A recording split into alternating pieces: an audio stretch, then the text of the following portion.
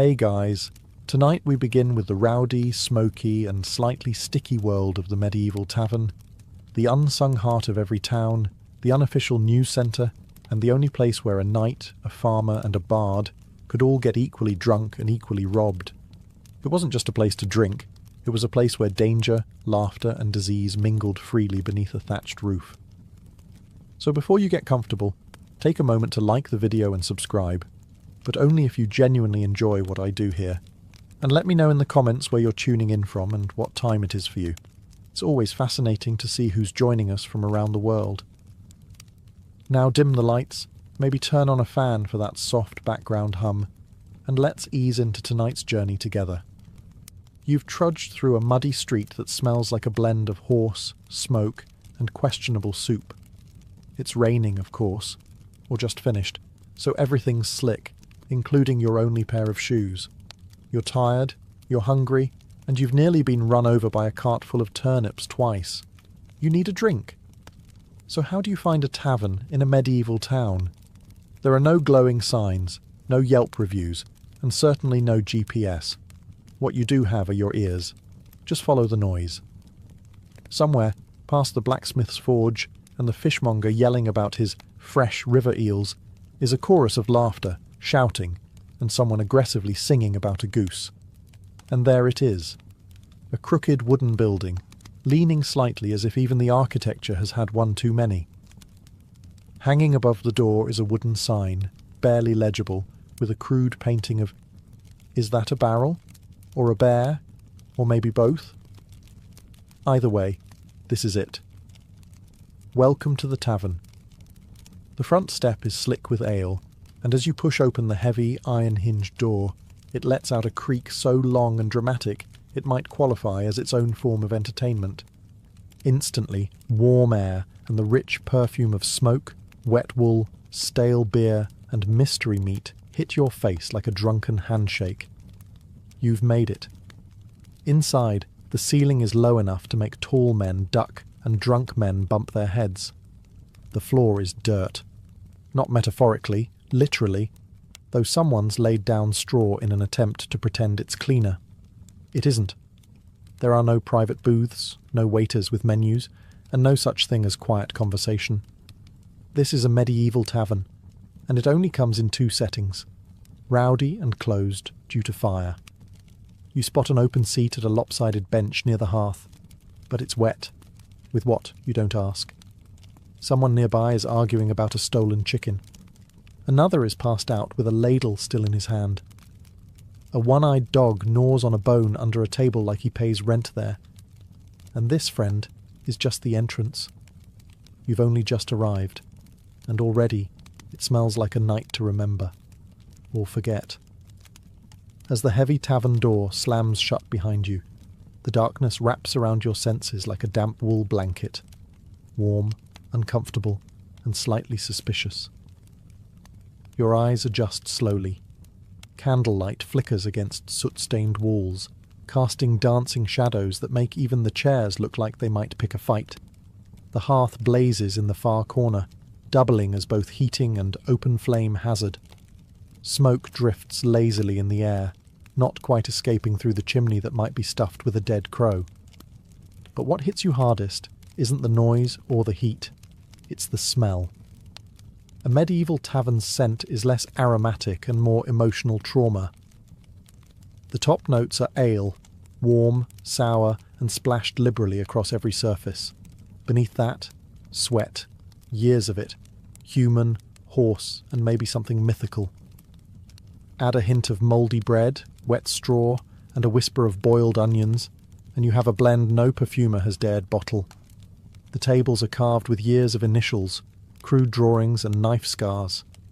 They wobble with a kind of stubborn pride. The benches creak under the weight of muddy boots, thick cloaks and questionable decisions. The floor? Dirt as promised, but layered with straw meant to soak up spills, spit, and the occasional unconscious customer. You step carefully. One wrong move and your foot sinks into something with a texture best left undescribed. The crowd is a living, breathing organism. Loud laughter erupts in one corner, while two men argue about the price of a pig in another. A woman slams a mug down hard enough to spill half her drink, and no one even flinches. A man at the next table stares at you with the dazed look of someone who's either thinking very deeply or forgetting how chairs work. Someone nearby sneezes.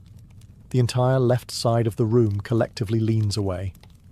And still, despite the overwhelming assault on your modern sensibilities, there's something welcoming here. The tavern is alive. It's rough, raw, and completely unfiltered. The medieval version of a community hub, minus the hygiene, and with 400% more shouting. You find your seat. It's a bit damp. It's probably cursed. But for now, it's yours. At first glance, the tavern's layout looks like someone arranged the furniture during an earthquake, and then just decided to leave it that way. There's no blueprint, no bar area, no cozy booths in the back.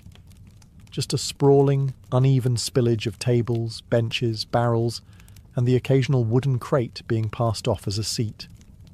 Everything is too close together or too far apart, depending on how drunk you are. The hearth is the only real centerpiece, a big open fire roaring against one wall, doing its best to provide warmth, light, and a healthy dose of indoor smoke inhalation. Around it, people crowd in for comfort, like moths with mugs. Those with the best seats hog the warmth. Those without? Well, that's what ale is for. The bar, if you can call it that, is usually just a thick wooden plank resting across two barrels, sagging under the weight of jugs, mugs, and elbows. Behind it stands the tavern keeper, multitasking between pouring drinks, yelling orders, and giving that one guy in the corner the death stare of, "You still haven't paid for last Tuesday." There are no menus. You ask what's available and brace yourself. The answer is usually ale or shut up and wait. A narrow staircase, possibly original, definitely splintery, leads to the upstairs rooms. If you squint, you can see a boot hanging from one of the railing posts. No one's entirely sure if it's decorative or a warning. Some taverns have a back room. It might be for storage. It might be for illegal gambling. Or it might be where the last person who insulted the barmaid was taken, never to be seen again. It's best not to ask. The walls are stained with candle soot, the windows are covered with greasy cloth or animal hide, and every surface has been thoroughly polished by the elbows, boots, and spilled drinks of generations past. And maybe a chicken. Somehow, despite the chaos, or because of it, it works. Everyone knows where to go, how to sit, when to shout, and when to duck. It's not organised, but it is alive. Every medieval tavern has a ruler, and it's not the local lord or the tax collector. It's the tavern keeper. They may not wear a crown, but don't be fooled. This person runs the show. Equal parts chef, server, accountant, babysitter, and executioner of barroom justice. The tavern keeper is a one-person institution, and they take no nonsense. If it's a man, he's likely built like a barrel with arms, grizzled, grumpy, and carved from cured meat and bad decisions. If it's a woman, and often it is, she's sharper than a blacksmith's file, and can silence a room with a single look. Either way, they've seen everything, heard worse, and cleaned blood out of straw before breakfast. They greet regulars with a nod, strangers with suspicion, and troublemakers with a tankard to the head.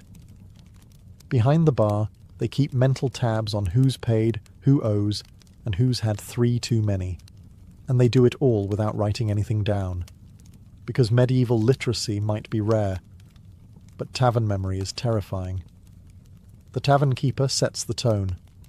If they're in a good mood, the place hums.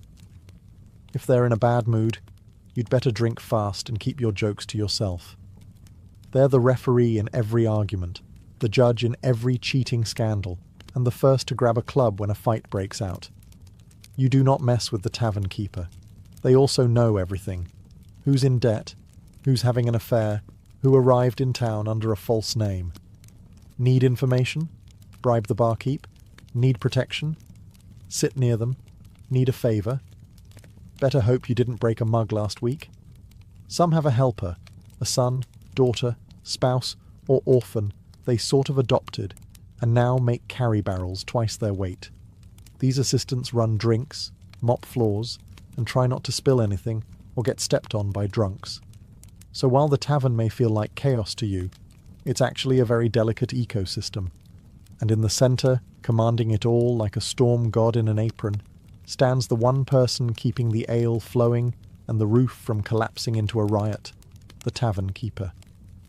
So, you finally settle onto a creaky bench, dodging elbows and spilled stew. Your throat's dry, your boots are damp, and it's time for the main event, the drink. But don't expect a wine list or a polished mug. This is a medieval tavern. Your choices are limited, lukewarm, and possibly life-threatening. Let's start with the classic, ale. Unfiltered, unpasteurized, and usually brewed in the back room where the dog sleeps. It's thick, cloudy, and often comes with floaties, bits of grain, yeast, or possibly a chunk of the previous customer's moustache.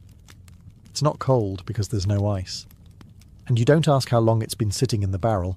You just drink and hope. Next up, mead, honey wine. Sounds fancy, right? In reality, it's sweet, strong, and occasionally explosive. If the tavern keeper made it themselves, it might be delicious, or it might taste like regret and bee venom. It's usually served to nobles, wedding guests, or that one bard who insists on being paid in gold or mead. Then there's cider, made from apples that were either freshly picked or dropped on the ground 3 weeks ago.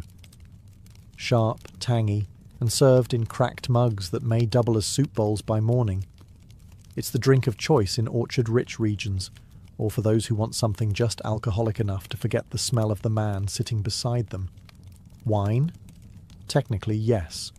But unless you're in southern Europe or the nobility's in town, it's likely watered down, soured, and served with a side of sarcasm. Good wine is reserved for lords, bishops, and the merchant who just sold 12 crates of salt. And water? That's a bold choice, because half the time it's teeming with invisible death. Boiling costs fuel, and clean wells are rare. That's why even children drink ale. It's not about the buzz, it's about not dying of dysentery before age 8. No one's measuring shots or crafting cocktails here. You drink from mugs made of wood, clay, or tin. Some still have last night's stew in them. You raise your mug, sniff it, and sip. It's warm, it's bitter, and somehow, it's perfect. Because in the medieval tavern, if it's wet and won't kill you immediately, it's a fine vintage. So you've survived the drink? Barely. Now your stomach growls, reminding you that you haven't eaten since sunrise, and your last meal was mostly barley and sadness. Time to eat. But don't get excited. There's no menu, no waiter, and absolutely no one asking if you have any dietary restrictions. You don't order food in a medieval tavern. You ask what's left, then hope it's hot and only vaguely mysterious. The star of the tavern table is usually pottage, a thick stew made from whatever grains, vegetables, and questionable proteins were lying around that day. It's been cooking in the same pot since Monday, and it's now Thursday. New ingredients are added daily. Nothing is removed. It's less of a meal and more of a culinary time capsule. If meat is involved, congratulations. It's probably rabbit, pigeon, or the unlucky chicken who wandered too close to the fire. If it's game meat, it might be delicious. Or it might be aged past reason and seasoned with desperation. Your bowl is made of wood or clay. Your spoon? Either your own or your fingers. Most people carry their own knife, so eating is a BYO cutlery affair. And don't expect napkins, just the sleeve of your tunic or a shared rag that's seen things it'll never forget. Bread is also on offer. It's tough, dark, and heavy, more a weapon than a food. If it's soft, it was baked today. If it's hard, it was baked last week. Either way, it pairs well with cheese that smells like an old boot and has started developing its own personality. Sometimes they're salted fish, sometimes pickled eggs. Occasionally you'll find a tavern offering a special, which is just a fancier way of saying, we had too much of this lying around.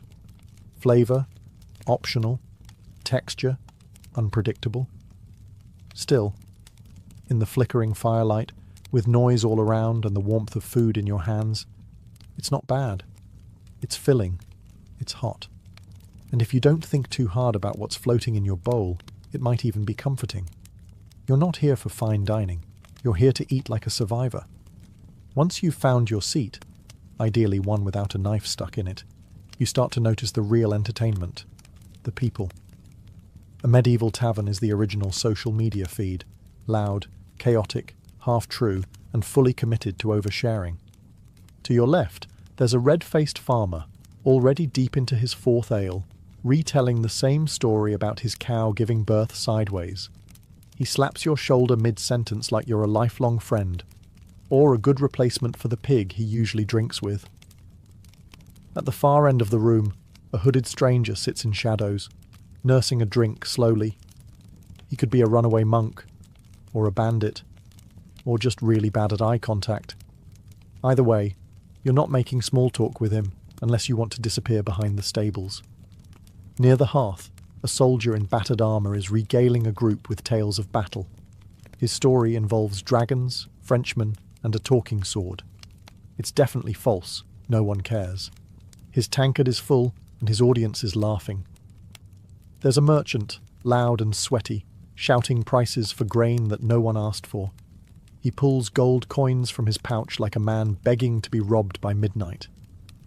A pair of locals play dice on a warped table, their expressions intense. One of them clearly cheats. The other knows and lets it happen, probably saving the fight for when his ale runs out. A bard strums in the corner, voice cracking on the high notes of a love song that sounds suspiciously like one he just made up. No one minds. He's wearing pants, and he's in tune. That's already better than last night's guy. Women wander through the crowd, some tavern staff, others working their own business. They're sharp-eyed, confident, and absolutely not to be trifled with. They'll flirt, laugh, or knock your teeth in depending on your tone. Children occasionally dart between legs, swiping leftover bread or coin. No one stops them. It's just part of the rhythm. Everyone is watching, drinking, plotting, and pretending not to notice the man slumped under the table. This tavern isn't just a place to eat and drink. It's a living, breathing performance. And tonight, you're part of the cast. Forget lutes and ballads for a moment. The real soundtrack of a medieval tavern isn't a song, it's a symphony of chaos. It begins with the clink of mugs, dozens of them slamming against wood in celebration, negotiation, or drunken misfire. Some clang cheerfully, others shatter completely. Both are met with cheers. Then comes the laughter. Big, loud, belly-deep laughter that sounds like it escaped from a wild boar. Most of it makes no sense. A farmer chuckles at his own joke about hay. A knight giggles at the word pottage. A monk wheezes uncontrollably every time someone says duck. You learn quickly not to ask. Voices layer over one another, each louder than the last, fighting for dominance like roosters in a coop. There's arguing, storytelling, shouting about taxes, and at least one person misquoting scripture to win a bet. The bartender yells orders while swatting flies. A barmaid shouts at a man who tried to grab her, and someone keeps repeating, "Another round," like a battle cry. And in the corner, the bard. With a half-tuned lute and 3 missing strings, he plays the same 4 chords on loop, occasionally bursting into verses about lost love, found chickens, or noblemen who wore their pants backwards. No one really listens, unless he starts singing about someone in the room, at which point things get very entertaining or very dangerous. Someone spills something. Someone burps loud enough to make the rafters tremble. Someone else falls off a bench and keeps talking from the floor like it's intentional. In the background, dogs bark, a goat bleats. Why is there a goat? And chairs scrape across dirt like thunderclaps in a wooden cavern. It's not peaceful, but it's oddly rhythmic. Occasionally the room goes quiet. Not by choice, just a sudden lull. It lasts exactly 3 seconds. Then someone farts heroically, and the music starts again. This isn't background noise. This is the tavern's heartbeat, raw, rowdy, and relentlessly alive. If you listen closely enough, it starts to make sense. A kind of harmony born from disorder. And like the rest of the tavern, it only gets louder the longer you stay. Once the ale starts flowing and the stew starts settling, the tavern transforms. It's no longer just a place to eat and drink. It becomes a medieval casino, minus the velvet ropes and with way more yelling. Gambling is the sport of the evening, and everyone plays, from weathered soldiers to barefoot boys with borrowed dice. There's no dealer, no pit boss, no regulation, just a cracked wooden table, a handful of copper coins, and the vague promise that someone's about to lose their dignity. Dice are the game of choice, carved from bone, wood, or whatever was lying around.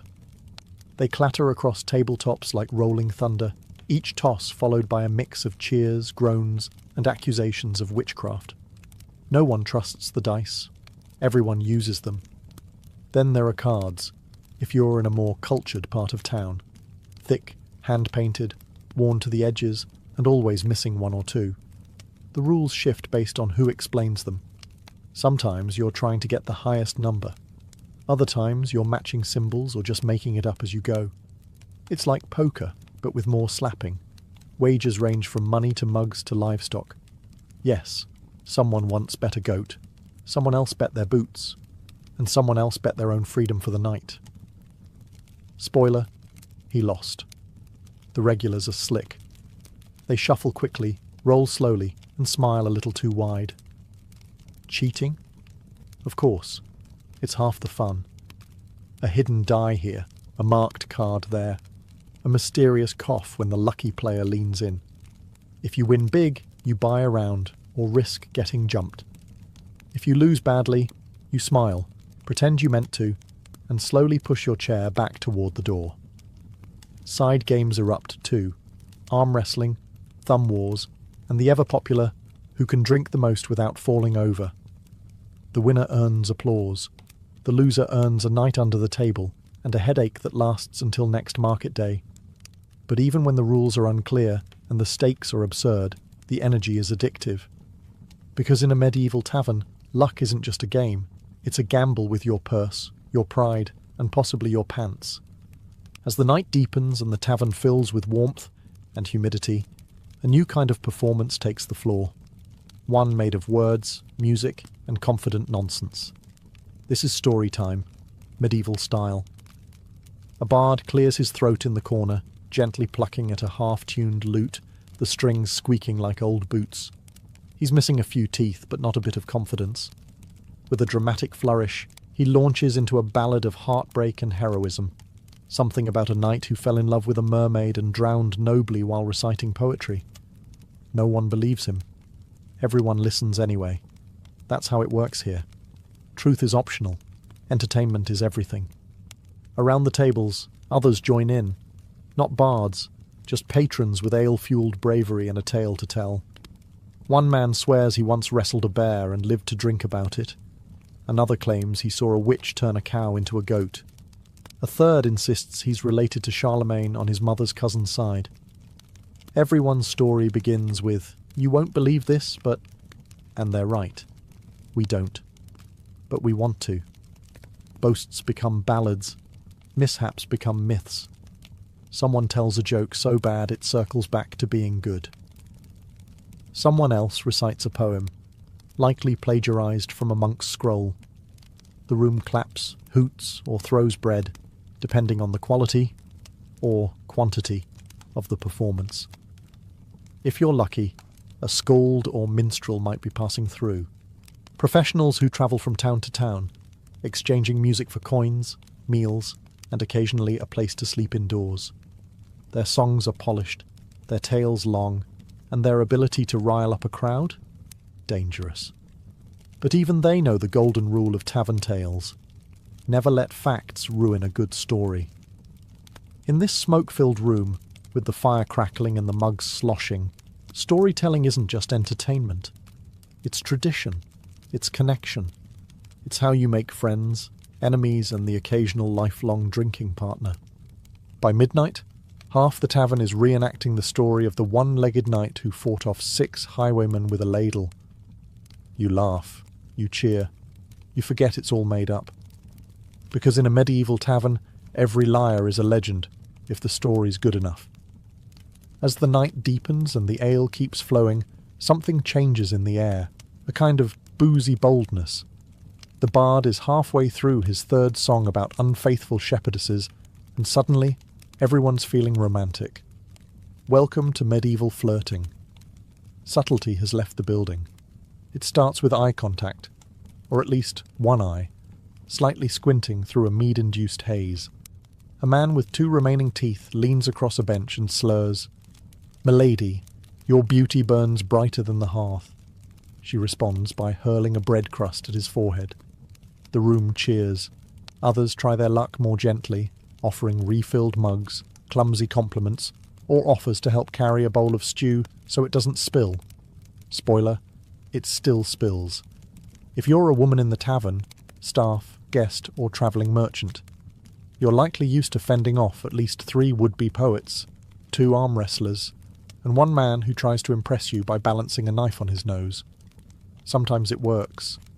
Usually, it ends with a black eye or an empty purse. For those actually seeking companionship, taverns offer more than just flirting.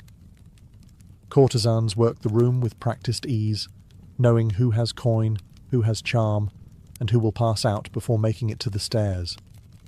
Transactions are discreet, but the implications are loud. Jealous lovers? Oh yes. Nothing sparks a tavern fight faster than a stolen glance, a wandering hand, or a husband catching his wife laughing a little too hard at the bard's joke about bishops. Tables are overturned, mugs are weaponized, a bench gets broken in half, again. And yet, somewhere in the middle of all this chaos, genuine sparks fly. A shy baker's daughter and a travelling stonemason laugh over shared stew. 2 drunk farmers bond over a mutual hatred of turnips. A monk accidentally flirts with a nun. Love, or something like it, survives in even the rowdiest corners. Because in the medieval tavern, romance is equal parts charm, chance, and not falling face first into your bowl mid-sentence. You might win a heart, you might earn a slap. Either way, you're going to remember it, or at least hear about it the next morning. It was bound to happen. Maybe someone spilled a drink. Maybe someone accused someone else of cheating at dice. Maybe 2 people claimed the same bench and neither backed down. Or maybe someone said something about someone else's mother, goat or soup. Doesn't really matter. Suddenly it's on. The tavern, once a blur of music and mugs, turns on a dime. A stool flies. A tankard crashes to the floor. Someone yells, "Hold my bread!" and launches themselves over a bench with all the grace of a drunk catapult. No one is surprised.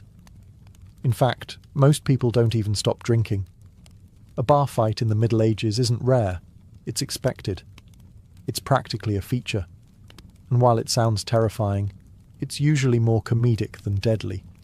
People swing wildly, miss, trip, and land in someone's dinner. Hair is pulled, beards are grabbed, shirts are torn.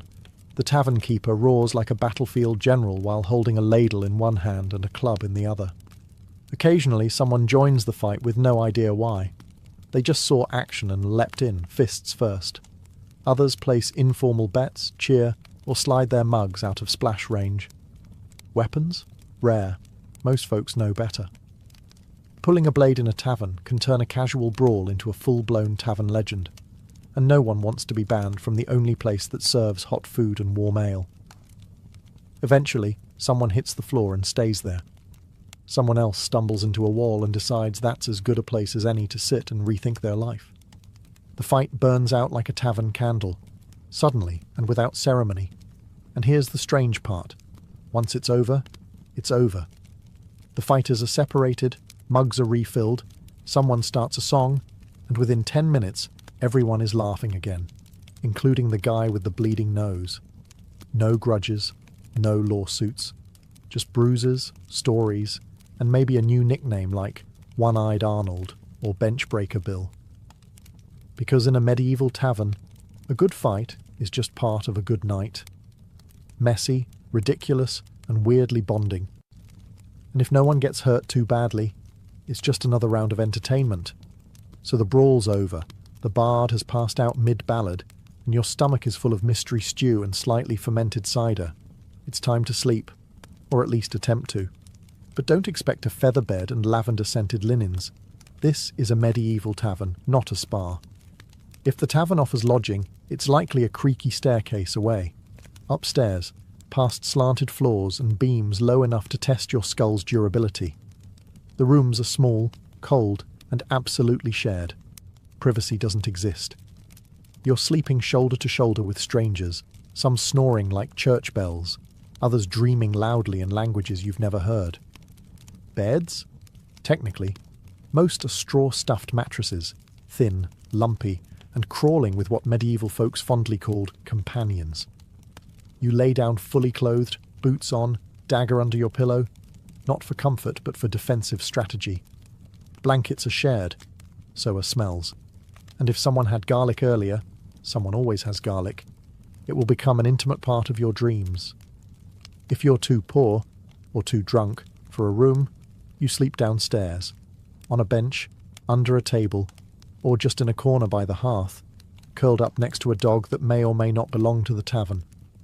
You'll be stepped on, probably sneezed on, and maybe used as a footrest. The tavern never really quiets. Even after the last mug is drained and the last fight patched up, there's always someone muttering in their sleep, a log popping in the fire, or a distant fart echoing through the rafters. And yet, somehow, you drift off. It's not comfortable. It's not clean. But it's safe enough. The fire keeps the worst of the cold away. The tavern keeper keeps watch with one eye open and a club in hand. And the noise becomes its own kind of lullaby. Familiar. Human. Alive. You'll wake with a sore neck, a dry mouth, and a questionably acquired bruise. But for a few hours, you sleep, in the company of travellers, rogues, farmers, and fools. No kings, no silence, just snoring, straw, and the faint hope your boots are still there come morning. Dawn creeps in like an uninvited guest, sliding pale light through the cracks in the shutters and poking at your eyelids with merciless persistence. The tavern has changed overnight, not quieter exactly, but quieter in a defeated sort of way. You open one eye. Someone's boot is on your chest. Someone else is mumbling in their sleep about sheep taxes. The bard is snoring under a table, clutching his lute like a lover. A chicken hops across the floor, pecking at yesterday's bread crusts. No one questions where it came from. The fire has died down, leaving the room cold and smoky. A few patrons begin to stir, groaning like wounded warriors from battles fought entirely inside their own skulls. One man sits up, looks around, and lies back down. Having decided today isn't worth it. The tavern keeper is already up, because of course they are. Clattering mugs, sweeping straw into fresh piles, reheating something in a pot that smells both inviting and slightly vengeful. They shoot a look at the bodies on the floor, then bang a ladle against a mug like a morning bell from hell. Up or out? That's your wake-up call. There's no breakfast buffet. If you're lucky, there's more pottage, now even thicker than last night. Bread is rewarmed, ale is watered down, and no one has the strength to complain. Some patrons just dunk their heads in a barrel of rainwater outside and call it clean living. You check your pouch.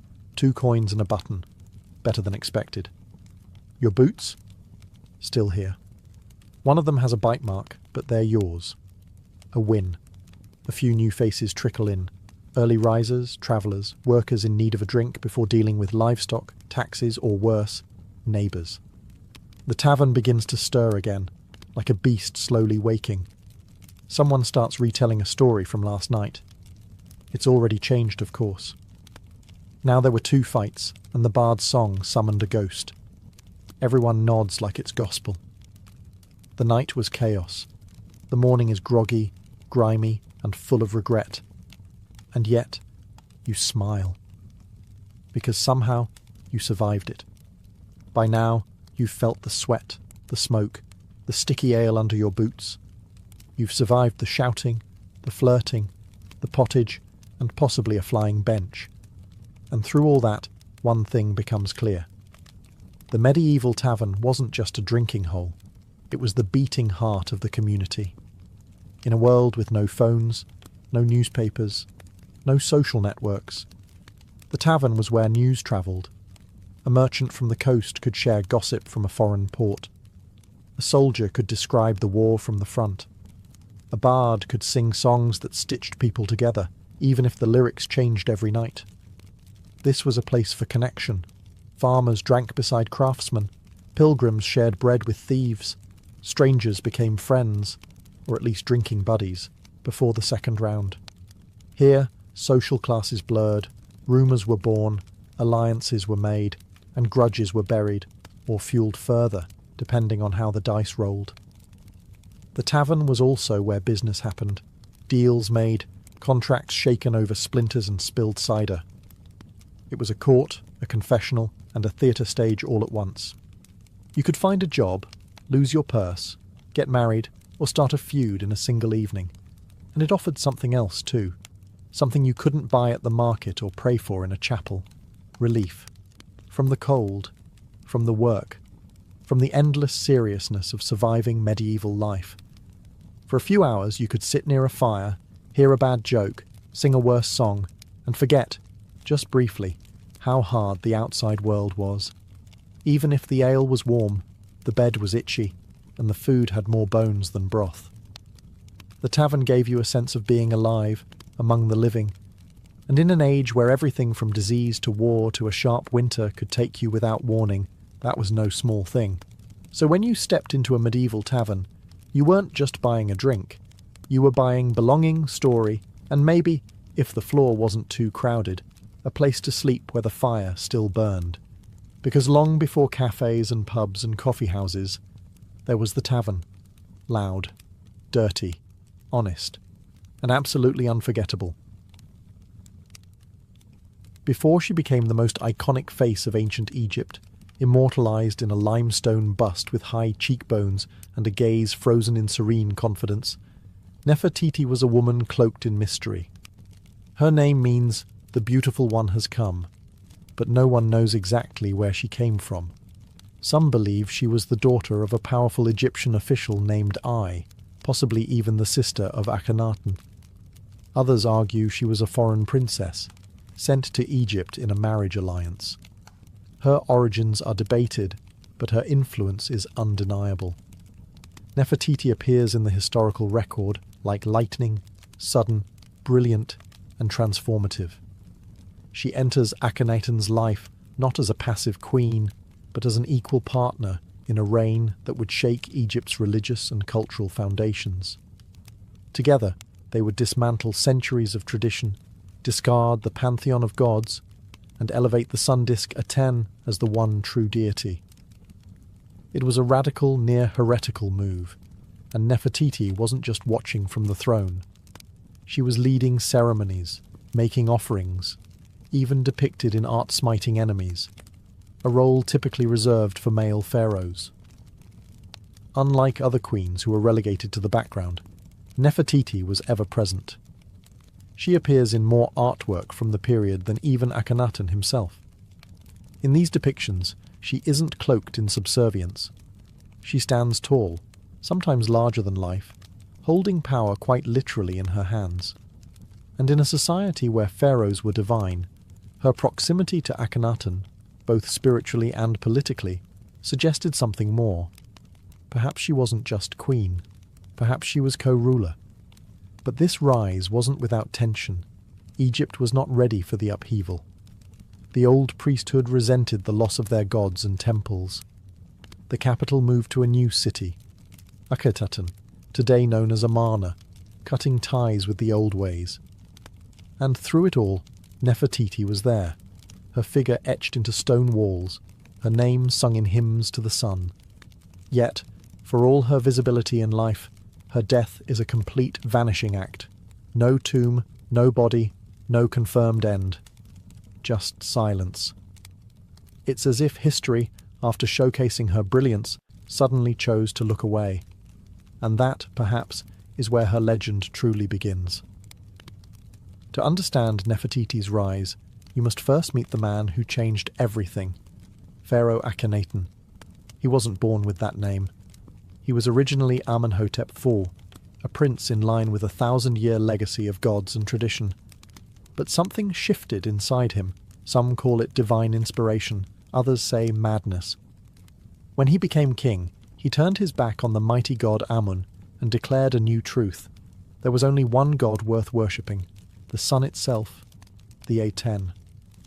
This wasn't just a religious shift. It was an earthquake that cracked the bedrock of Egyptian civilization. Imagine a society built around temples, priests, and rituals being told overnight that their gods were false, their worship obsolete. Akhenaten didn't just preach monotheism, he enforced it. The temples of Amun were shut down. His name was chiseled off monuments. Statues were smashed. Entire cities were abandoned. In their place, Akhenaten built something new. Akhetaten, a city dedicated solely to Aten, where the sun would rise directly between the cliffs and bathe the city in sacred light. And through it all, Nefertiti stood at his side, not as a silent consort, but as a full participant. In the reliefs of the period, she's shown worshipping Aten with the same reverence as Akhenaten. Their daughters are often depicted with them, heads tilted toward the radiant sun. It was a family portrait unlike anything in Egyptian art before or since. Even the style of the art changed, no longer stiff and formal, but loose, exaggerated, sometimes even intimate. The king and queen kissing, playing with their children, praying in soft robes beneath the sun. Nefertiti was everywhere in this new world. At times, she even overshadowed her husband. Some historians believe she held real political power, maybe even acted as co-regent. There are inscriptions that refer to her as Neferneferuaten, a name some believe she used when she began ruling in her own right. It's unclear if Akhenaten shared the throne out of love, strategy, or necessity, but it was clear. Without Nefertiti, this revolution may not have held together as long as it did. But revolutions are fragile. The gods don't take kindly to being replaced. And the people? They were quietly watching, waiting for the old order to return. By the height of her influence, Nefertiti had become more than a queen. She had become an icon, not just of beauty, but of divine femininity and royal power. Egypt had seen great queens before, Ahmose Nefertari, Hatshepsut, but Nefertiti's presence felt different. She wasn't ruling from the shadows or taking power through war. She was reshaping the spiritual and cultural fabric of Egypt beside her husband, in real time, as a living goddess. She bore Akhenaten 6 daughters, Meritaten, Meketaten, Ankhesenpaten, and others, all of whom were frequently depicted in family scenes beneath the rays of Aten. Curiously, no sons were ever confirmed. In a kingdom obsessed with lineage, this was both a political problem and a historical mystery. Was it fate, or was something else at play? Some suggest Akhenaten may have had sons with other wives, or even, more controversially, with Nefertiti herself, fueling modern speculation and uncomfortable theories that range from the speculative to the salacious. What is certain is that motherhood was central to her image. In art, Nefertiti is portrayed cradling her children, their tiny arms reaching up to touch her cheeks. These aren't stiff, cold statues. These are living moments, carved in stone, intimate, emotional, radiant.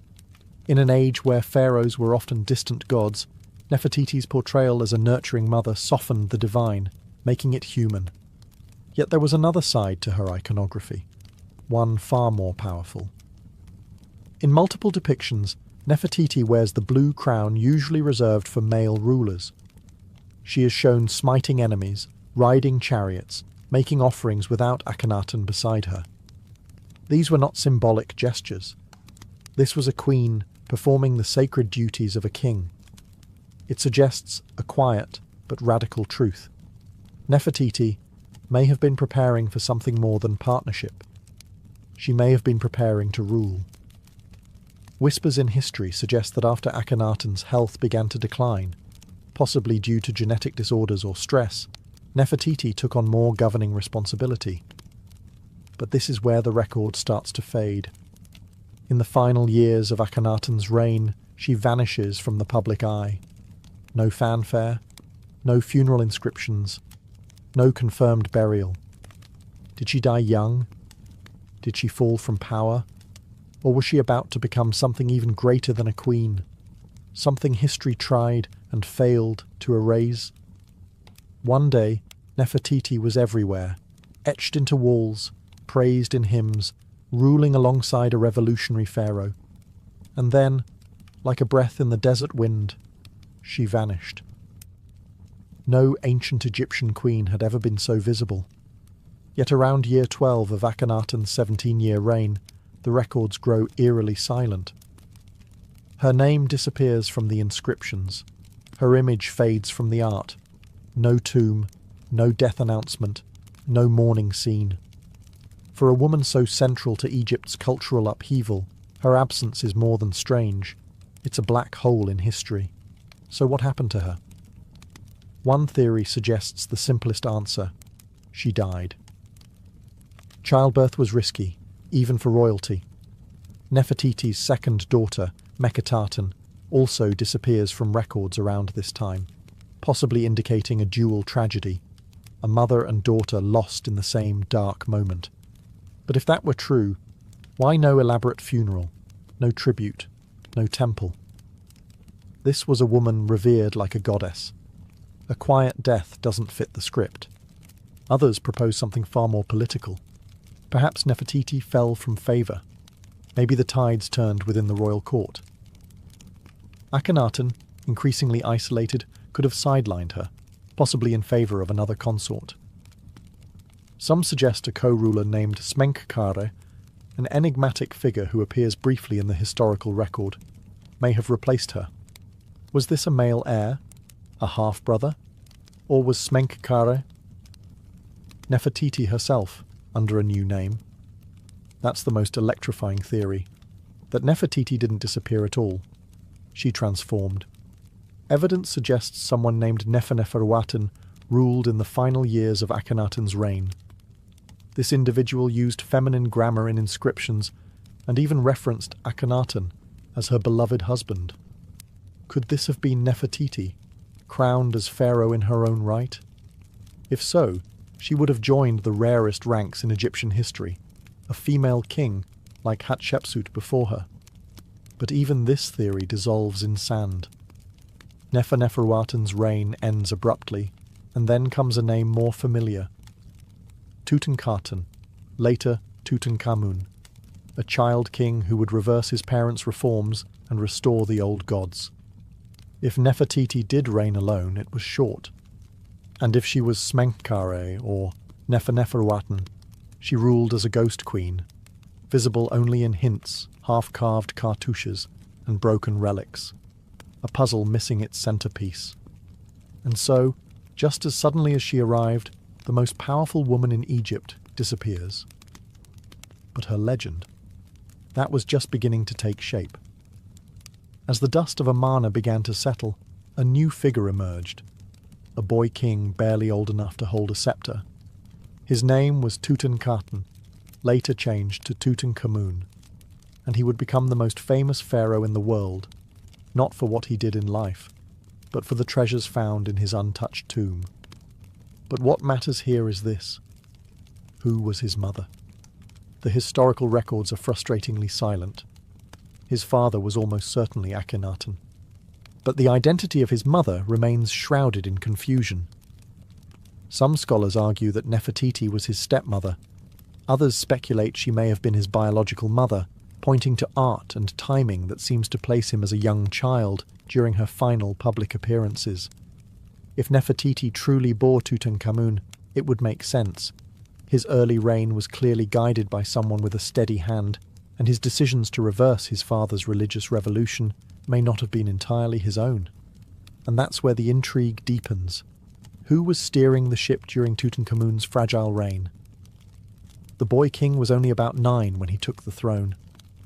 A child can't restore a religious empire alone. Someone was behind the scenes. Someone experienced in court politics, religion, and public symbolism. Could it have been Nefertiti, ruling from the shadows? Or was it the high priest Ai, her possible father? Or perhaps both, working together to erase the chaos of Amarna and return Egypt to its old gods? One of the more compelling pieces of evidence comes from a golden shrine found in Tutankhamun's tomb. It shows a woman anointing the young king, a woman with features eerily similar to Nefertiti. If that was her, it means she may not have vanished at all, but stayed at the heart of power in a more discreet form. Still, without a named tomb, without a confirmed mummy, we are left with only fragments. If she did guide Tutankhamun, her fingerprints are everywhere, but her name is gone, scrubbed from temples, left out of king lists, as though someone tried to erase the memory of a woman who once ruled like a god. And yet, the irony is rich. Tutankhamun's fame would resurrect her image, because in searching for his story, the world stumbled upon hers. For someone who stood at the center of Egypt's most radical era, queen, priestess, possible pharaoh, Nefertiti left behind no confirmed tomb. Not a single monument bears her death rites, no sarcophagus, no funerary mask, no inscription whispering her final words to the gods. It's as though she evaporated. This absence has haunted Egyptologists for over a century. In a culture obsessed with the afterlife, where every noble was embalmed, mummified, and buried with instructions for the soul's journey, how could one of the most powerful women in Egyptian history be lost? Theories abound. One possibility is that she was buried hastily and without ceremony in the waning years of the Amarna period. Perhaps her radical legacy made her dangerous in the eyes of the new regime. Her tomb may have been dismantled, her name defaced, part of the sweeping effort to erase the memory of Akhenaten's heresy. After all, the return to traditional gods was swift, and vengeance in stone-cut hieroglyphs was common. Another, more tantalizing theory suggests her tomb was never truly lost. It was simply misidentified or still hidden. Some researchers propose that she lies within the Valley of the Kings itself, concealed behind the walls of Tutankhamun's tomb. In 2015, radar scans of KV-62, the famed tomb of King Tut, indicated possible hidden chambers.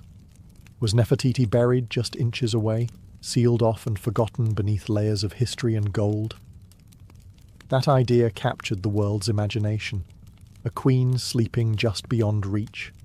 Egyptologists held their breath, but further scans yielded inconclusive results. Excavations slowed, funding dried up, and once again Nefertiti retreated into myth. Yet her absence is loud.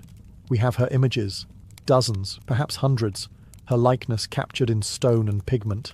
Her bust, now in Berlin, still gazes with unfathomable grace across museum glass, as if she knows something we don't, as if she's waiting. Every year, new digs continue in Amarna and the valley. Every year, whispers stir. Could a sealed chamber finally give up her secrets? Could a cartouche in forgotten sand spell her true name? Or is she destined to remain the eternal riddle, an unfinished sentence in the story of Egypt? If history buried her, it didn't succeed for long, because the search for Nefertiti never truly stopped. It only deepened. If her tomb was never found, and her body never identified, why do we still remember Nefertiti? The answer sits behind museum glass, beneath soft lights in Berlin's Neues Museum.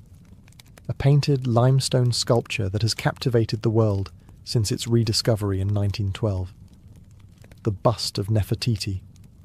She gazes forward with poise and serenity, her long neck graceful, her blue crown distinct, and her features so refined they almost feel modern. One eye is unfinished, perhaps left that way intentionally, or perhaps a forgotten detail during the workshop's final days. Yet, even incomplete, she is timeless, unforgettable. The bust was discovered by German archaeologist Ludwig Borchardt in the ruins of the sculptor Thutmose's studio at Amarna. When he brushed away the dust and revealed her face, he knew instantly what he had found. In his diary he wrote, "No use describing it, you have to see it."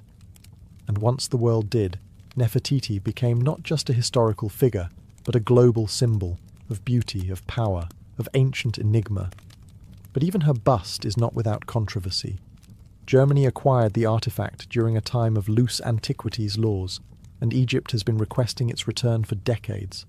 To the Egyptians, she belongs home, in the land whose sun once touched her skin, where she stood beneath Aten's rays. But Germany has refused. They claim her fragility makes her unsafe to travel. Others say it's about prestige. Nefertiti brings in crowds. She is, after all, their Mona Lisa. Still, her presence, wherever she may be, has changed how the world sees ancient women. She wasn't just a passive beauty. Her bust captures something regal, assertive, almost challenging. She looks like someone who held secrets, made decisions, changed the course of empires. And she did. It's remarkable how a single sculpture, delicate and silent, can resurrect someone lost to time. We may never find her tomb. We may never know how she died. But through this bust, Nefertiti achieved something extraordinary. She became immortal not in gold, but in human memory. The face may be still, but the story it tells, that continues to speak, louder than ever, across the centuries.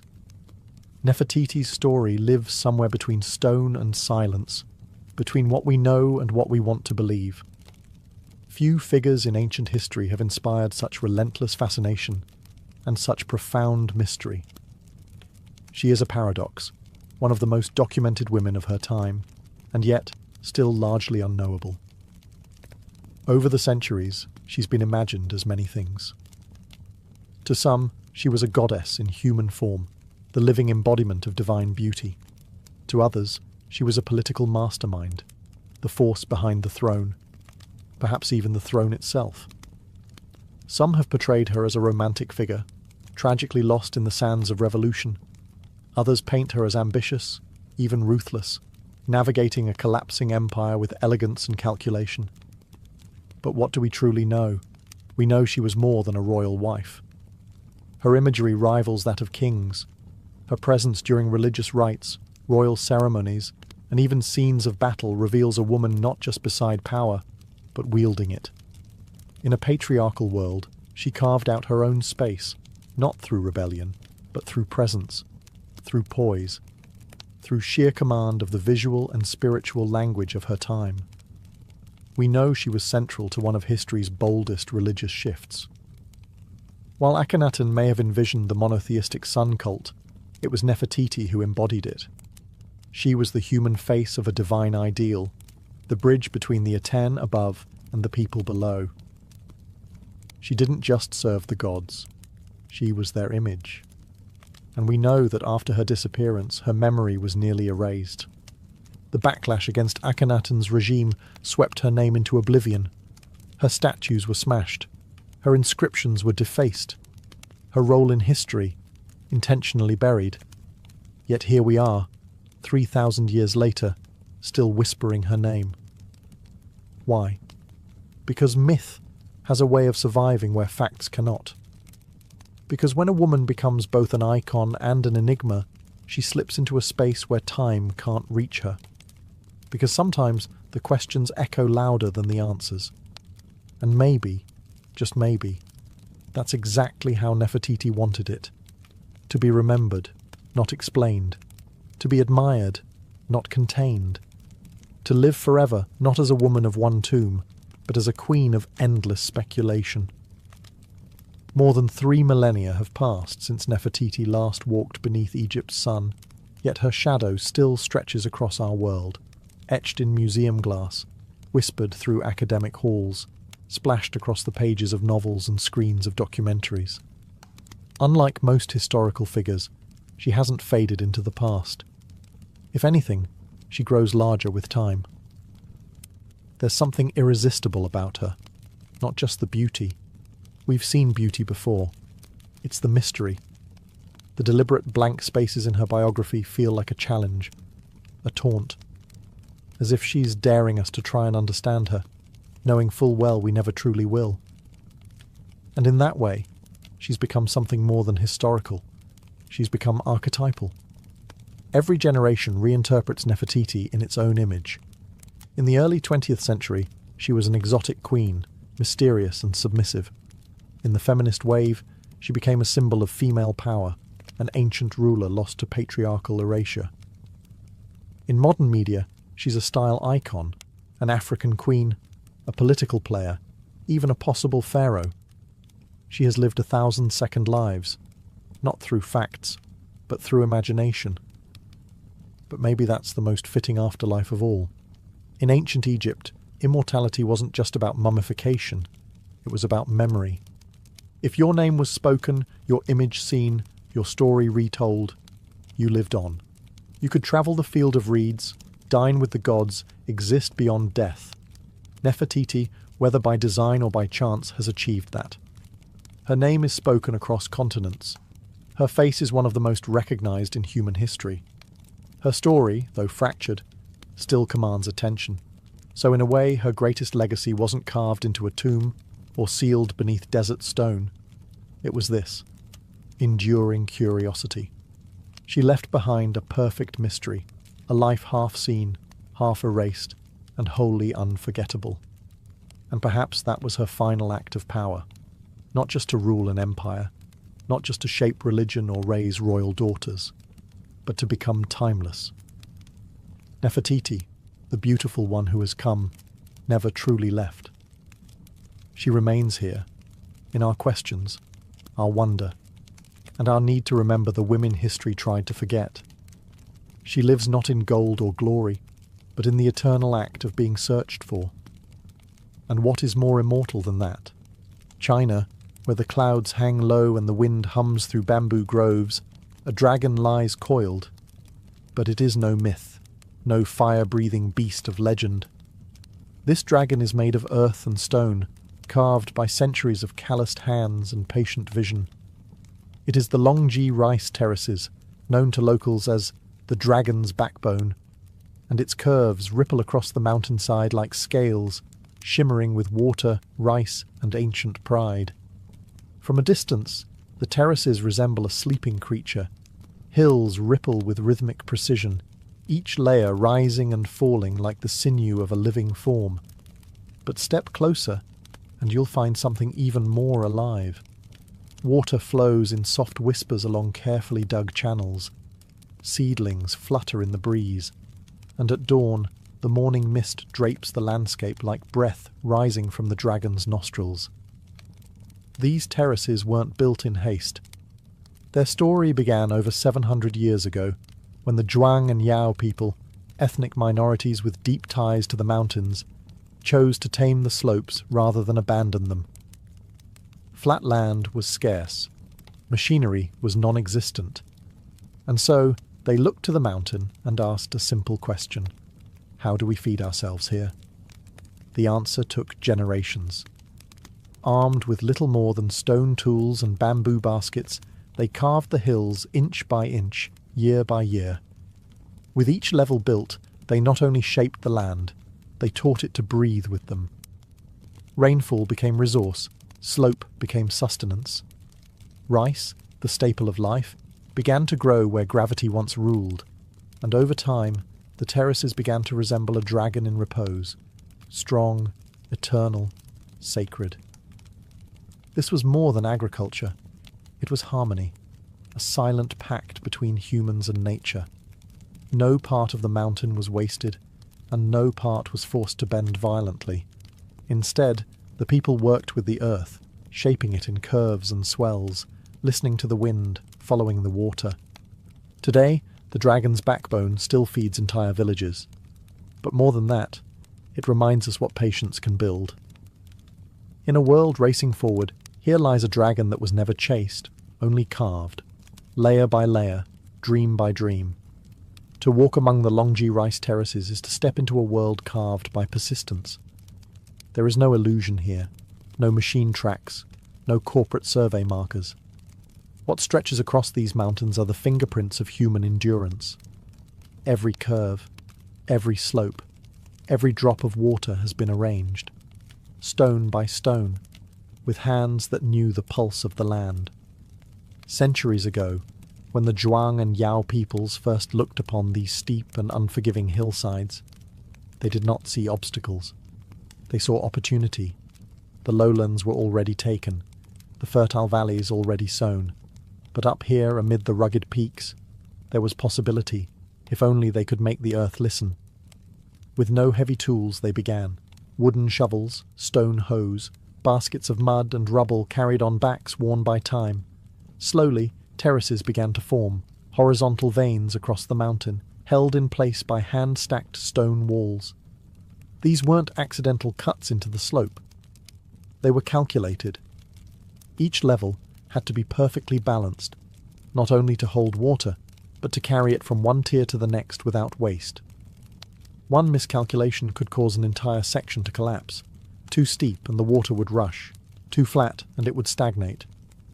So they measured not with rulers, but with generations of intuition. Children learned from their elders. Elders watched the seasons, and the mountain, in time, gave in, not with surrender, but with trust.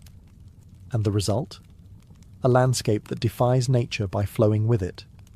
From the valley base to the cloud-kissed peaks, these terraces rise like a spiral staircase to the sky. They mirror the topography with elegance, almost as if the mountain grew them itself. But no, the mountain did not shape these curves. Humans did. With no engines, no concrete, no architectural degrees. Just time, just trial and error, just the belief that land, no matter how steep, can be made to serve life. Today, the terraces remain functional, still farmed, still repaired, still respected. No bulldozers, no shortcuts. The old ways survive not because they resist the future, but because they proved something rare. That tradition, when rooted deep enough, can outlast every storm. If the dragon's backbone is muscle and bone, then water is its blood. It flows quietly, without pumps or engines, tracing ancient channels that slip from mountaintop springs into every terrace below. This hydraulic choreography is no accident. It is the secret life of the terraces, the reason they've endured for centuries. At the top of the mountain, rainwater and natural springs are caught in narrow ditches and earthen canals. From there, gravity becomes the farmer's silent ally. The water descends through terrace after terrace, pooling gently in each field before spilling into the next. This design, fluid, seamless, ensures that every patch of rice receives what it needs. No more, no less. There are no valves, no switches. Control lies in subtle gates made of stone or wood, adjusted by hand and habit. If one terrace overflows, it could flood the next. If one leaks, a drought may follow. And so the villagers, guardians of this delicate system, walk the ridges daily, checking, adjusting, listening to the sound of flow. It's less like farming, more like playing an instrument. One wrong note, and the whole song is off. But the water does more than feed rice. It mirrors the sky. In spring, when the terraces are first flooded, the paddies turn to glass. They reflect the clouds, the sun, even the stars on a clear night. Visitors often describe the sight as surreal, like the mountain has become a living mirror, reflecting both heaven and earth. Then comes summer. The water thickens with stalks of green. The reflection fades, replaced by movement, rippling rice plants swaying in the wind like an emerald sea. In autumn, the water glistens through the gold of ripened grain, and in winter, when farming ceases, snow and frost replace the flowing current. The dragon sleeps, but the channels remain, quiet veins awaiting spring. Time moves differently here, not by hours, but by moisture, by the first trickle of mountain thaw, by the sound of frogs returning, by the scent of wet soil.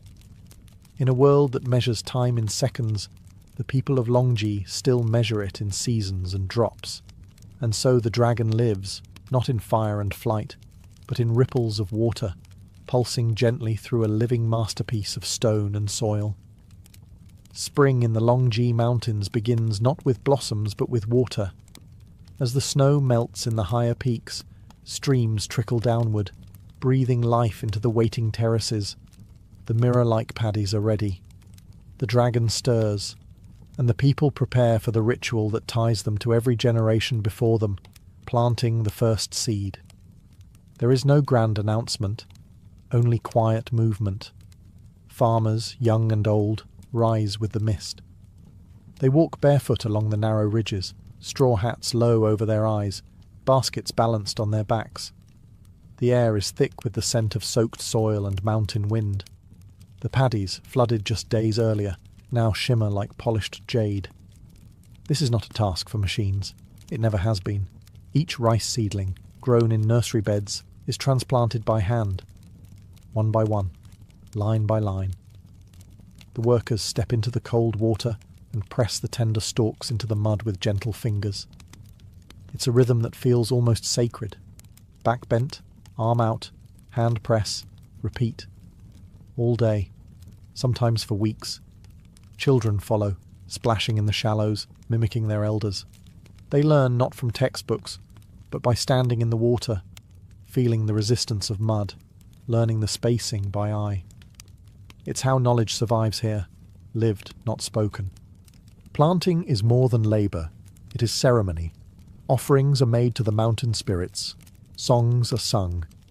In some villages, elders scatter the first handful of seedlings as a blessing.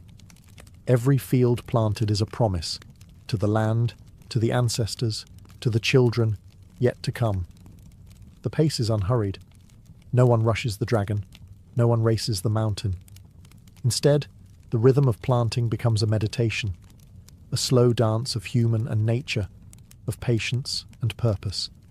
And as the days pass, green shoots begin to rise from the watery fields like whispers. From this moment forward, the terraces will grow not just rice, but hope. Each seed is a prayer, each row a quiet defiance against hunger and haste. And so begins the cycle once again, not with noise or fire, but with hands in mud and hearts in the sky. The dragon is awake, the mountain breathes, and the future is planted, one seed at a time. Scattered along the ridgelines and nestled in the crooks of the terraces are the heartbeats of the dragon's backbone. Villages like Ping'an, Dazhai, and Jingkeng. These are not just settlements. They are living museums of heritage, where every home, path, and balcony clings to the mountain like a memory that refuses to fade. The houses are built of timber, resting on stilts to protect them from the rains and the steepness of the slope. Their rooftops, dark and slanted, mirror the lines of the terraces they overlook. From above, they seem like wooden lanterns floating on waves of green. Inside, life is simple, warm, and deeply communal. Generations share a home. Meals are cooked over wood fires. The smell of rice wine and bamboo smoke drifts into the mountain air. The people here belong to ethnic minorities, the Zhuang and the Red Yao, each with their own language, customs and stories. You'll recognize the Yao women instantly. Their long black hair, uncut since childhood, is coiled into elegant shapes atop their heads. Some let it fall like silk waterfalls when they bathe in the river, a scene so graceful it borders on myth. Despite modernization creeping up the mountain trails, traditions hold strong. Hand-woven clothes dyed in indigo, wooden looms creaking in quiet rooms, music played on reed pipes and bronze drums during village festivals. Weddings still involve ritual dances. The harvest is still welcomed with song. Hospitality is not a transaction here, it's a reflex. Guests are offered tea brewed from local leaves, rice wine in carved gourds, and stories passed down from elders who remember the mountain before electricity arrived. They speak of dragons in the mist, of ancestors who first carved the hills, of spirits who still guard the fields. And though tourism now brings visitors from every corner of the world, the rhythm of village life continues, largely undisturbed. The rice still grows. The rituals still mark the seasons. The terraces, like the people, endure, not by resisting change, but by absorbing it slowly, carefully, like water descending one level at a time. Here, within the dragon's coils, life is not rushed. It flows, it echoes, it remembers. To walk the terraces of Longji is to walk through layers of myth. The hills are not just soil and stone. They're alive with stories whispered through bamboo groves and carried on the wind. For the villagers, these mountains are not merely land. They are sacred beings, shaped by gods, guarded by spirits, and inhabited by tales passed from one generation to the next. The most enduring legend speaks of a sleeping dragon whose body stretches across the ridges. Its spine rises in coils, the very terraces themselves. Locals believe that the curves of the mountain are not man-made, but rather the dragon's scales, rising and falling with breath. When mist rolls in from the valley and covers the paddies in white, it's said the dragon stirs, breathing gently in its sleep. Another tale tells of how the terraces were born from divine generosity. In a time of famine, the ancestors climbed the mountains and prayed to the heavens. Moved by their devotion, the gods sent rain and instructed them to carve the hills into steps so rice could grow. The people obeyed, and the dragon appeared to guide their hands. Ever since, they have honoured the mountain with respect, never shouting in the fields, never cutting trees without prayer. These beliefs are not written in books. They live in songs sung during the planting, in incense burned before a new growing season, in the silence kept during misty mornings. Children grow up hearing these tales not as fantasy, but as truth embedded in the land. To laugh at the dragon is to risk bad harvest. To disrespect the spirits is to invite flood or drought. There are spirits in the water too. Some farmers still make offerings before releasing the spring water into the terraces for the first time each year. A few drops of rice wine, a prayer murmured under breath. Not for show, just tradition, as natural as tying a shoe. And whether you believe in dragons or not, something sacred hangs in the air. Maybe it's the silence, maybe it's the clouds, or maybe it's the quiet certainty that this place is more than human work. It's a story, still being told, written not in ink, but in stone, water, and rice. For centuries, the dragon's backbone was a secret kept by the mountains, remote, quiet, and known only to those who called it home. But no place, no matter how sacred, remains untouched forever. The road came, the wires followed. Tourists, cameras, and smartphones climbed the hills alongside the farmers. And the terraces, ancient and weathered, faced a question they'd never had to answer before. How do you survive the modern world? At first, there was worry.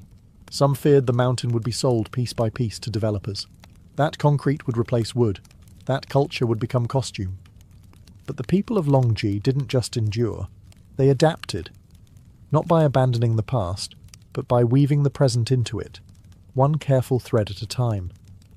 Villagers began opening their homes to guests, not as resorts, but as family stays. Visitors eat local meals, sticky rice steamed in bamboo, wild greens picked that morning. They sleep in wooden stilt houses, where roosters still announce the sunrise. The experience isn't curated for show, it's lived, honest, real. And the farming. It continues. Each season, locals still flood the terraces, still plant by hand, still harvest with sickles worn smooth by time.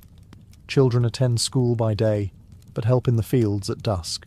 Tourism may bring income, but rice brings life. One supports the other. Both are essential. Some young villagers have left for the cities, but many return. There is something magnetic about the terraces, something deeper than nostalgia. It's the sound of water sliding through the channels, the way the stars reflect in the paddies, the way the mountains teach patience. Local festivals have grown louder, yes. There are now microphones where there were once drums, Signs in Mandarin and English stand beside sacred springs. But the rituals still happen. Offerings are still made. Elders still lead the songs. The dragon's backbone didn't resist change. It absorbed it, with grace, with balance. The terraces remain not because they are frozen in time, but because they breathe with time, flexing, adjusting, but never breaking.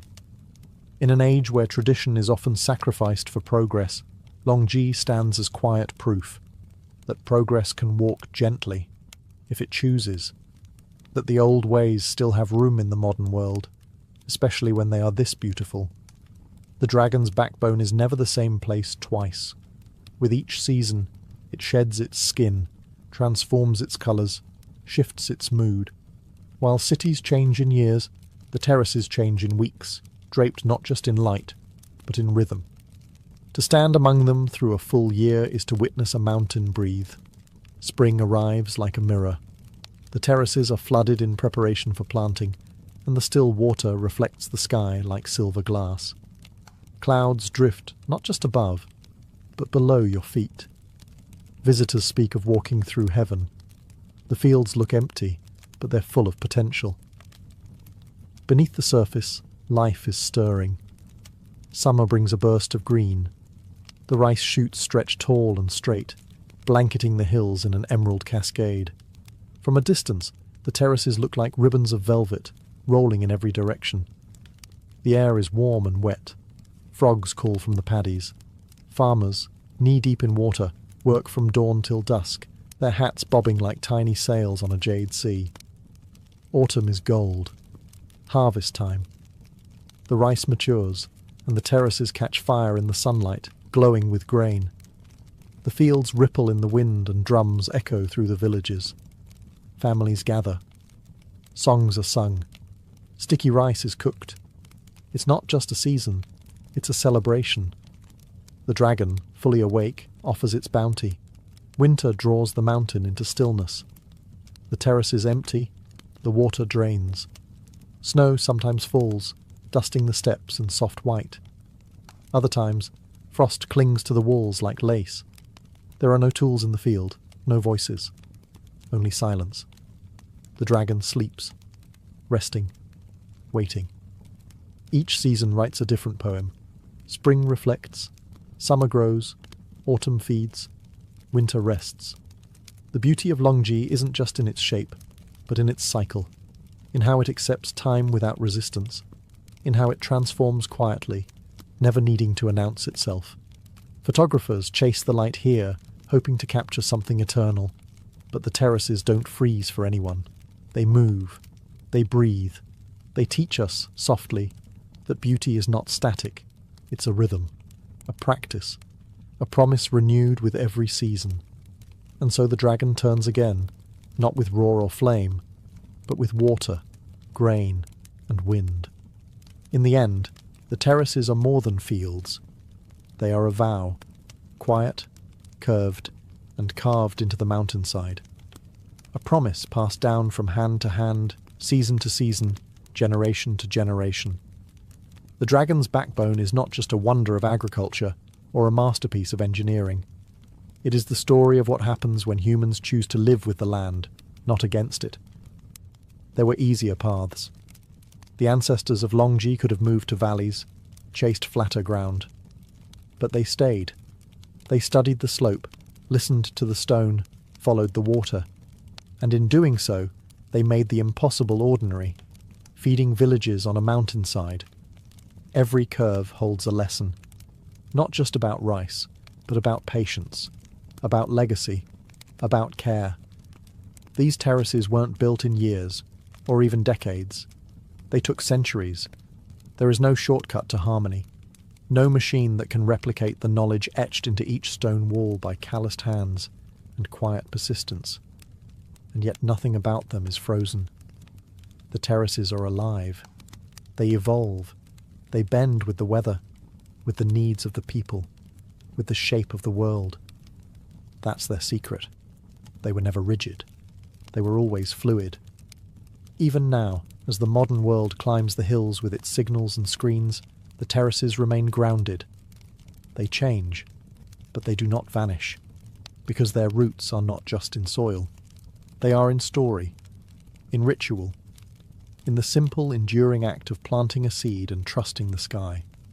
To walk the dragon's backbone is to witness a contract between humans and the earth, a contract signed with sweat and sun, renewed with every harvest. It's a reminder that progress does not always mean speed, and that greatness doesn't always roar. Sometimes it murmurs, like a stream slipping over stone. And perhaps that is why the terraces speak to so many, from farmers to travellers to dreamers, because they represent what we've nearly forgotten. That the most lasting things in this world are not built with force, but with rhythm, humility, and time. The dragon sleeps, the people endure, and the mountain remembers. Most visitors to Giza lift their eyes to the sky, drawn to the towering silhouettes of the pyramids and the gaze of the great Sphinx. But few ask what lies beneath, under the sand, under the Nile, under centuries of forgotten currents. For in the quiet shallows near the ancient village of Abu Rawash, just a short distance from the Giza plateau, a strange tale stirs. It speaks of something enormous, eroded and ignored, an underwater sphinx. Local fishermen have whispered of it for generations, a smooth-backed shape that seems too symmetrical to be natural, a feline form, half buried in mud and waterlogged sediment. When the Nile's waters recede during droughts, parts of it emerge. Stone curves, grooves, and what some say is a carved paw, impossibly worn but unmistakably shaped by hands. It doesn't sit among the tourist routes. There are no guideposts, no velvet ropes, no tour buses idling nearby. Just an area thick with reeds, brackish water, and silence. Explorers who've ventured there claim the land itself feels different, charged, as if memory clings to it. Beneath the murk, sonar scans have picked up geometric patterns and what appear to be blocks placed with intent. But what truly startles are the claims that this figure, a sphinx-like formation submerged near Giza, may predate the pyramids entirely, not by decades, but by millennia. If true, it would shatter the established chronology of Egyptian civilization. The mainstream timeline anchors the Great Sphinx at around 2500 BCE, but this underwater form, if genuinely carved, could belong to an age when the Sahara was still green and the Nile ran wild through a wetter, lusher land. Skeptics, of course, dismiss it as a misidentified rock formation, limestone shaped by water and wishful thinking, but the grooves, the curves, the alignment with celestial markers, it all invites more questions than answers. The site remains unexcavated. Official archaeologists have largely ignored it. Perhaps it's nothing. Perhaps it's everything, a relic not just of Egypt's past, but of a world lost to flood and time. For now, the so-called underwater Sphinx lies quiet, not sleeping, waiting, and if it could speak, one wonders what secrets it would tell, and why so many seem determined not to listen. The legend of the underwater Sphinx moved from whispered folklore to global curiosity in the 1980s. That's when a few independent researchers and divers began publishing strange reports, accounts of a massive lion-bodied figure partially submerged near the Giza plateau. Early photographs were grainy, inconclusive, and often dismissed. But they sparked something that couldn't be put back in the bottle: curiosity, and more dangerously, doubt. One of the most vocal early proponents was an amateur Egyptologist who claimed to have seen a weathered monument deep beneath silt and flood layers during a brief drought window. According to him, the figure wasn't an isolated rock or erosion trick. It had geometry, legs, symmetry, even the faint suggestion of a carved face. Naturally, this challenged the traditional narrative. Egyptology, as a discipline, rests on structure and established timelines. Most scholars place the construction of the Giza pyramids and the Great Sphinx at around 2500 BCE during the reign of Pharaoh Khafra. The suggestion of another Sphinx, older and partially submerged, would require rethinking not just Egyptian history, but the timeline of human civilization itself. Mainstream academics responded with caution, even disdain. Without peer-reviewed excavation, carbon dating, or stratigraphic studies, the claim couldn't be taken seriously. Many argued the so-called underwater sphinx was likely a natural formation, limestone weathered by thousands of years of Nile flooding and sediment erosion. In Egypt, they pointed out, nature often mimics the intentional. Wind, water, and time are capable sculptors, but the photos kept circulating. The sonar readings continued to show odd patterns, too regular, too smooth, too suggestive. And then came the theorists. Authors, filmmakers, and fringe historians began building stories around the mystery. That the Sphinx was a relic of a forgotten civilization, perhaps Atlantean, perhaps pre-dynastic Egyptian, lost in a flood that scoured the Sahara. They pointed to water erosion patterns on the original Great Sphinx, argued for lost technologies, and hinted that what lay beneath the Nile might be far older than accepted memory allows. The debate grew louder, but the ground remained still. No official dig was launched, no museum claimed it, and the Sphinx, if that's what it is, remained right where it always had been, buried in silt, caught between myth and mud. The idea that something near Giza might predate the pyramids isn't just provocative, it's revolutionary. If the underwater Sphinx is more than erosion or coincidence, then Egypt's story didn't begin in the 4th dynasty. It began before it, deep in prehistory, when the Sahara was a green savanna and the Nile roamed wider, wilder, and less predictable. This possibility gained traction in the 1990s when geologist Dr. Robert Schoch studied the Great Sphinx itself. He argued that the deep vertical weathering on the Sphinx's enclosure wasn't caused by wind and sand, but by rainfall, heavy, sustained, ancient rainfall, which hadn't touched the Giza Plateau since at least 7000 BCE. That pushed the possible date of the Sphinx back by thousands of years, well before the first pharaohs carved names into stone. If water shaped the original Sphinx, could water also have hidden an even older sibling? The so-called underwater Sphinx sits in a lower region near ancient floodplains.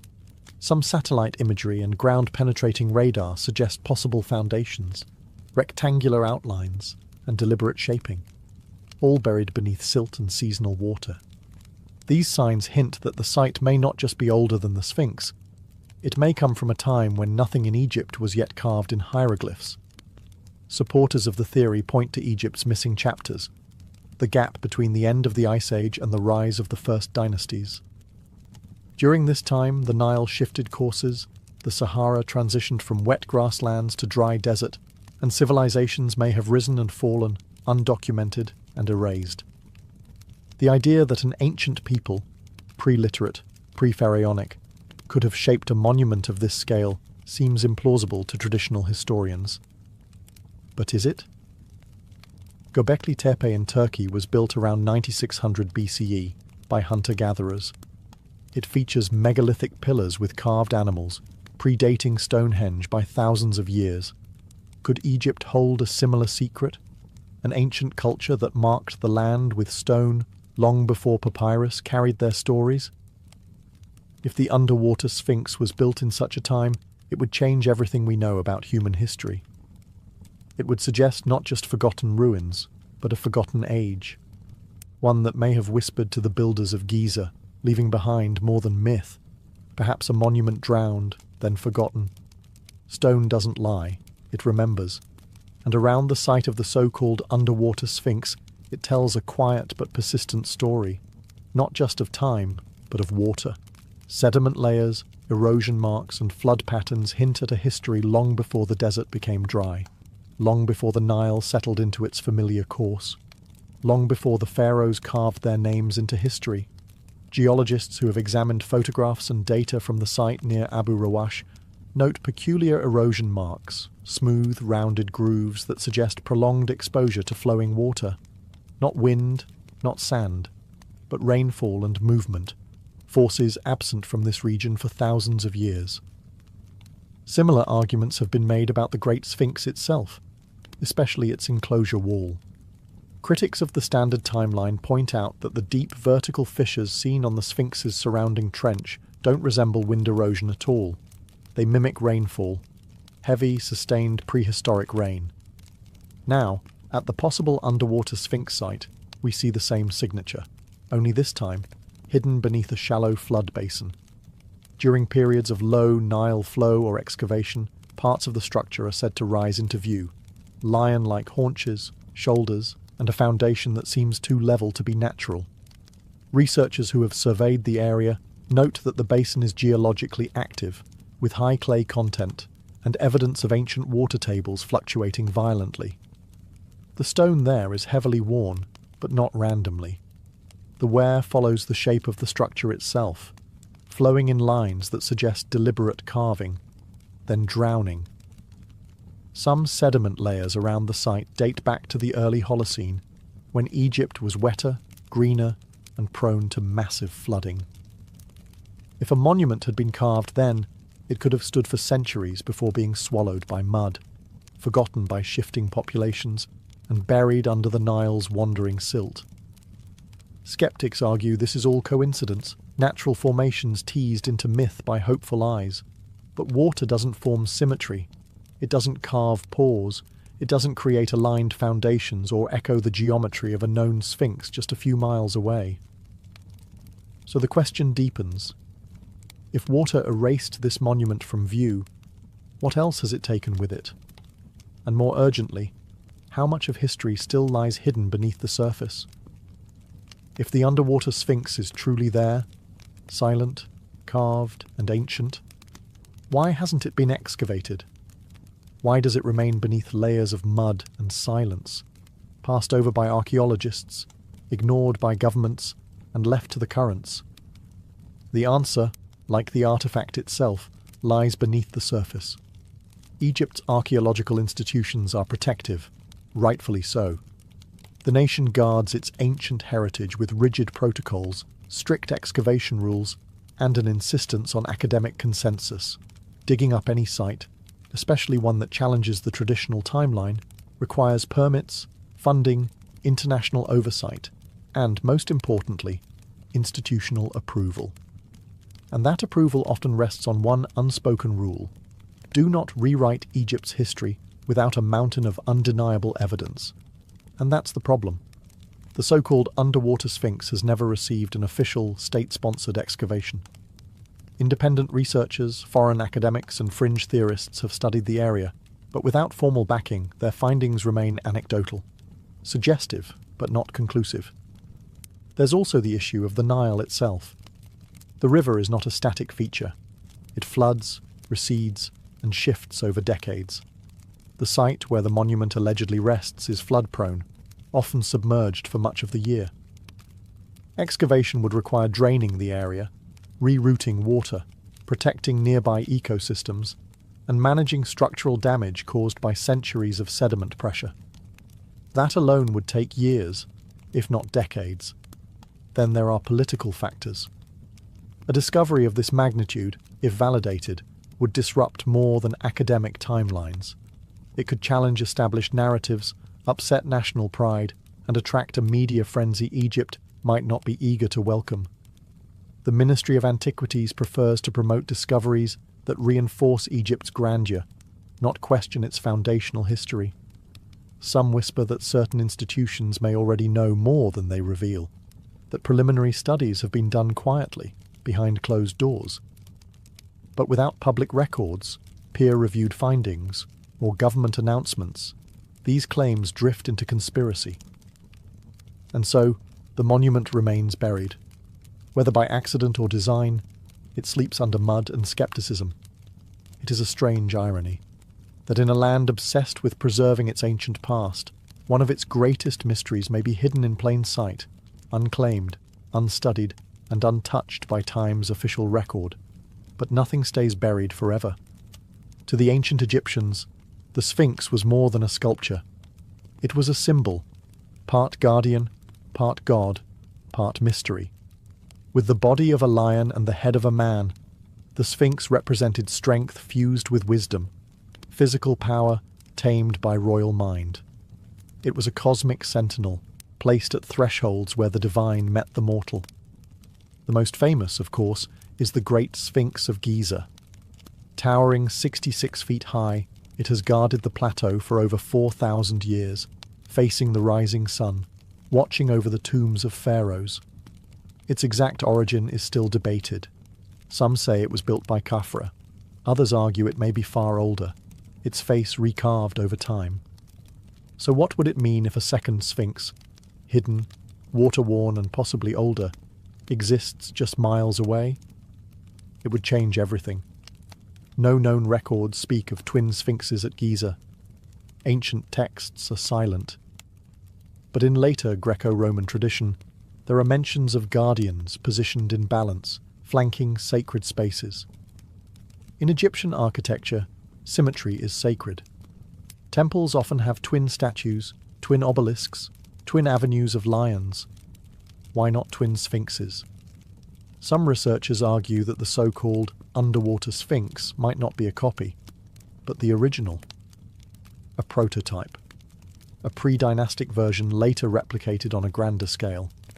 If true, it suggests that the idea of the Sphinx came not from dynastic builders, but from a forgotten culture whose myths were carried forward, adopted, and refined. And if the monument predates writing, it may not be bound by the pharaoh's ideology at all. Its purpose could have been astronomical, ritualistic, or even commemorative, marking an event, a flood, or a forgotten god. The lion shape itself is no accident. In ancient Egypt, lions represented the horizon, the gate of dawn and dusk. A sphinx facing east watches the rebirth of the sun, eternally. To carve one was to freeze that sacred act in stone. Now imagine one carved before the pyramids. Aligned, guarding, waiting. It would not just rewrite history, it would redefine the mythos of Egypt itself, not as the beginning of civilization, but as the last echo of something even older. And the fact that this symbol might be sleeping beneath water, all the more fitting for a guardian of lost worlds. As whispers of the underwater sphinx echo further across the world, a quiet divide has opened, one that runs deeper than sediment or stone. On one side stands traditional Egyptology, cautious, structured, and rooted in academic consensus. On the other, a growing community of independent researchers, alternative historians, and curious minds who believe something extraordinary is being overlooked. Mainstream scholars insist on evidence, peer-reviewed studies, stratigraphy, inscriptions, and radiocarbon dates.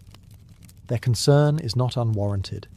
Egypt is filled with natural rock formations that resemble human or animal shapes, and misidentifying them can lead to misinformation. Archaeology, after all, must be careful. The past is fragile.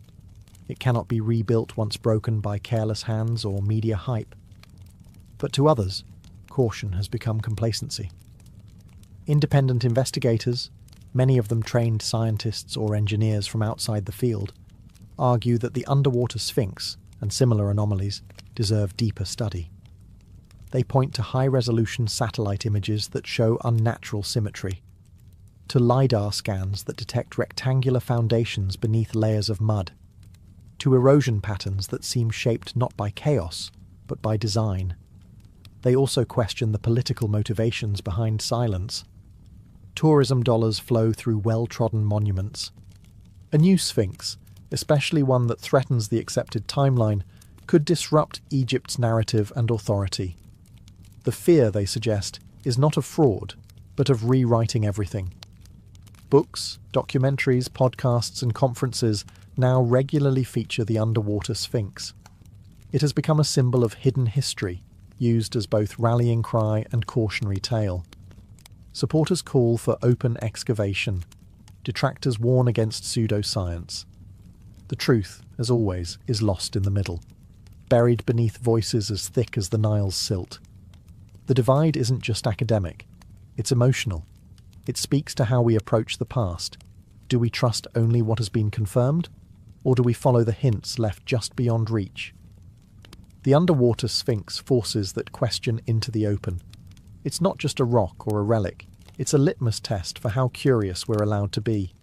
And as long as it remains unearthed, both sides will continue to argue, above a monument that says nothing, yet might change everything. There's something haunting about a mystery buried in plain sight, especially when it wears the face of a lion and stares up from the mud with ancient silence. The so-called underwater sphinx near Giza may or may not be real, but its pull is undeniable. It stirs something in us, a yearning not just to discover, but to remember. Because deep down, the story of a forgotten monument taps into something older than archaeology, the human sense of loss. We've always lived beside ruins. Cities fall, languages die, civilizations vanish beneath waves, sand and ash. We look to the past not just for answers, but for identity. Who were we? How far back do our stories stretch? And what have we forgotten in our rush toward progress? If the underwater sphinx is real, if it was carved by hands before recorded history, it becomes more than a relic. It becomes a voice from a chapter we didn't know existed. A marker from an age when people may have understood the stars differently, honoured the earth more intimately, or carried a mythology we can only guess at.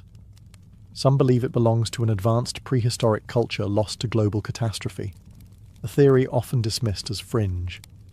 But whether or not that's true, the emotional gravity remains. To imagine a monument carved long before the pyramids, submerged by rising waters, and then erased, is to confront how fragile civilization truly is. And perhaps that's why the story persists. It reminds us that time is not linear, that empires are temporary, that even stone can disappear if the river flows long enough. But more importantly, it reminds us that discovery isn't over, that Earth still holds secrets not written in textbooks. In an era defined by instant answers and global data, the underwater sphinx is a rare thing, an unanswered question, a possibility, a mystery not yet solved by drones or algorithms. And whether it proves to be natural rock or a forgotten monument, it already holds value, because it makes us wonder. Wonder if the past is deeper than we thought. Wonder if myth holds memory. Wonder what lies just beneath the surface, waiting for someone to listen. The underwater sphinx of Giza, whether carved or accidental, confirmed or dismissed, remains where it has always been, beneath the surface, beneath the mud, the water, the weight of time. It has no plaque, no name, no spotlight, and yet it speaks softly in the absence of answers. For every monument we've unearthed in Egypt, there are others still buried, still waiting. Some are too fragile to uncover, others are lost to the shifting Nile, drowned beneath layers of silt and secrecy.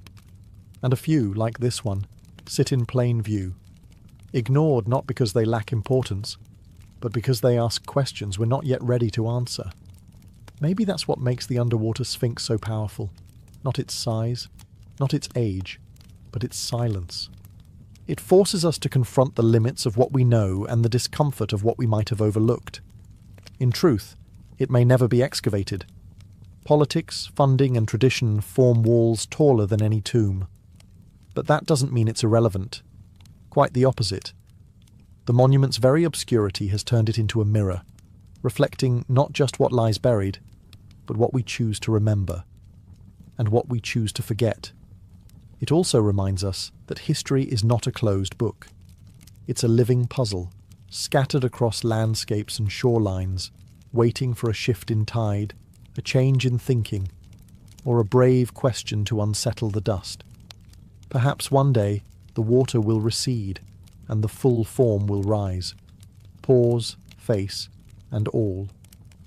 Perhaps radar will confirm what myth has long suspected, or perhaps the mystery will remain, passed from generation to generation, like a whisper between stones. But whether monument or mirage, the underwater sphinx already serves its greatest purpose. It stirs the imagination, and in a world drowning in certainty, that may be its greatest gift. Because maybe the most ancient things aren't just buried in sand or time.